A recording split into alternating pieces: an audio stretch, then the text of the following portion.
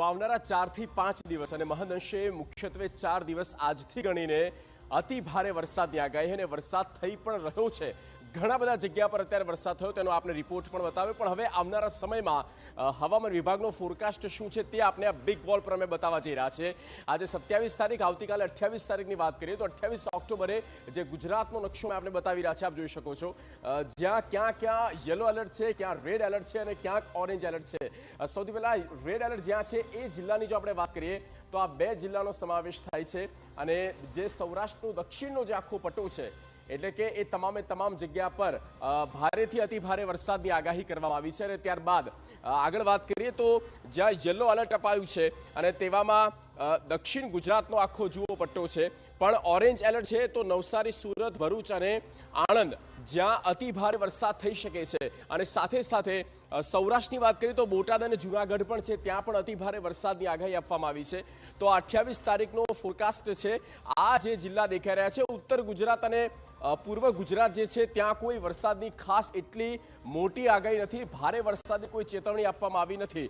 તો 28 તારીખનો આ ફોરકાસ્ટ છે। હવે આગળ વાત કરીએ અને 29 તારીખની પણ વાત કરીએ, 29 ઓક્ટોબર પણ દર્શકોને એ ફ્લેશ કરીશું અને આ 28 તારીખનો આખો રિપોર્ટ આપણે જણાવ્યો। ત્યારબાદની વાત કરીએ 29 ઓક્ટોબર પીસીઆર 29 ઓક્ટોબર ફ્લેશ કરવામાં આવ્યું છે। જુઓ ઘણો બધો ફેરફાર કરવામાં આવ્યો છે। ગ્રીન જે ઝોન છે અહીંયા મધ્યમથી હળવો વરસાદ થઈ શકે છે, ખાસ ભારે વરસાદ નથી, પણ જ્યાં યલો એલર્ટ અપાયું છે ત્યાં 3 થી 5 ઇંચ વરસાદ થઈ શકે।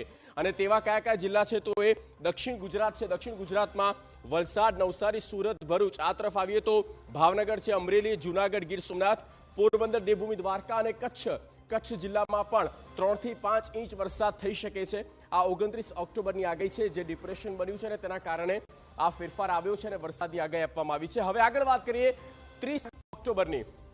30 ઓક્ટોબરનો ફોરકાસ્ટ શું કહે છે તો જુઓ આપની સ્ક્રીન પર છે।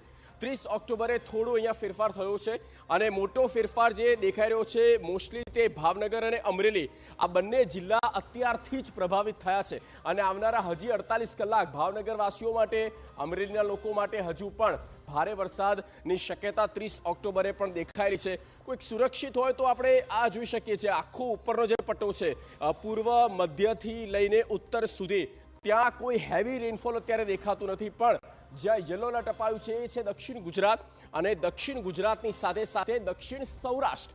દક્ષિણ સૌરાષ્ટ્ર એટલે જે લો લાઇન એરિયા છે, તટીય જે વિસ્તાર છે ત્યાં અતિ ભારે વરસાદની આગાહી કરવામાં આવી છે। ત્યારબાદની વાત કરીશું 31 ઓક્ટોબરની પણ વાત કરી લે। જુઓ 31 ઓક્ટોબરે શું છે તો આખા તમામે તમામ 34